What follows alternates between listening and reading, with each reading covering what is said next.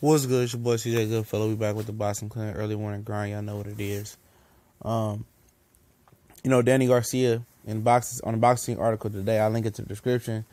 Said that he would welcome an Errol Spence fight, but he kind of G-checked Errol Spence and said that he ain't been on the level that Danny Swift Garcia like himself been on.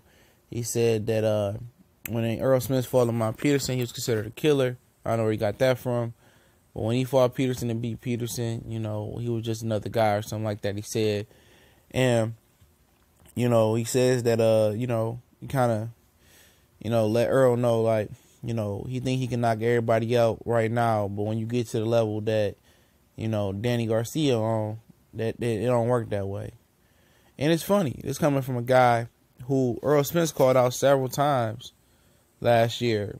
And Danny Garcia didn't rebuttal, it's coming from a guy, who Sean Porter called out like Randy Macho Man Savage, whoever the hell he was trying to be. And he told him to send a contract. Then this year he turned around and Danny Garcia says that he told Al Heyman don't send him no contracts. He's shutting it down for the rest of the year. He take a time off. And I don't understand that. Let's talk about that real quick. Time off Danny Garcia requesting. He ain't been fighting nobody. He fought Peterson, okay. He fought Raw Soccer. He was getting time off versus the competition he was fighting. He wasn't fighting, he wasn't fighting the Murderers Row competition. He fought at 140. I understand if his body needed a break, he needed a break. But don't come out here trying to pump fake and tell Sean Porter to send the contract.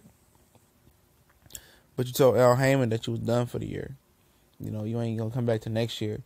And then you want to talk about, what Errol Spence is doing, who he fighting. You fought Keith Thurman, Peterson, and ain't nobody else did that in the sport, But you turn around and fight Brandon Rios, and, Errol Spence was asking who wanted to fight him. He got a date on June 16th, and now Danny said, I welcome that fight. And we know he ain't going to turn around and take that fight. That's facts.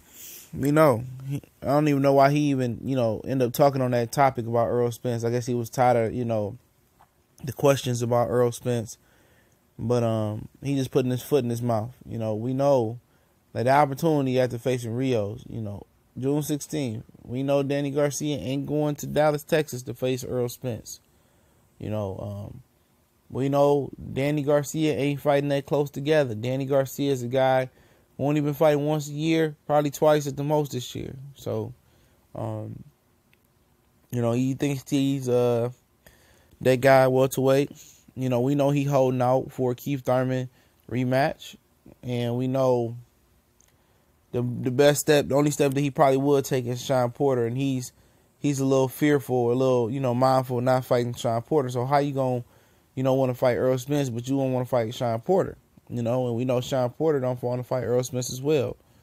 But Danny said he liked the matchup. He said that, they both like to fight. And that's true. Danny got a problem with movers. And Errol Spence like to go down the pipe and come get you. And Danny loves the counterpunch. So Danny will have a chance from that standpoint. But I just don't believe he's going to take that risk. I don't believe it. It seems like in the article, he was pretty much finally asked the question. He had to answer it. Because Errol had been calling him out for a while. He wouldn't get no rebuttal from the Garcias, man. Angel wasn't talking nothing, and Danny wasn't saying nothing.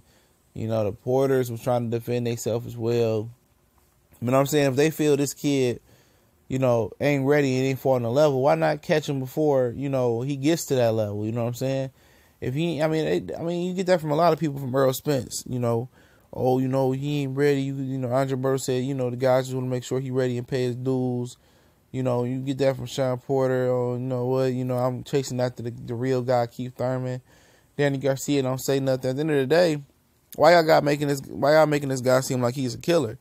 And if he isn't a killer like Sean and Danny and Keith and all these people say, well, step up to the plate, and fight this guy.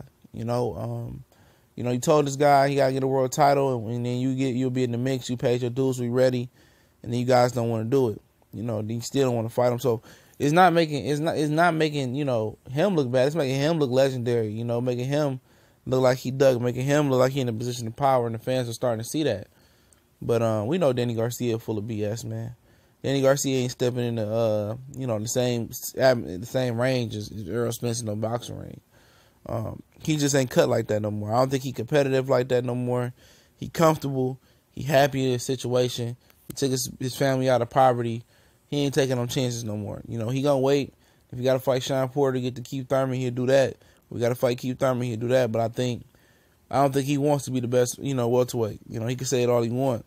If he wanted to be the best welterweight, he'll try to get Errol Spence to catch that fade. Try to catch that fade with Errol Spence. But I think that boat is sailed for Danny Garcia. He's complacent. He's happy with the situation.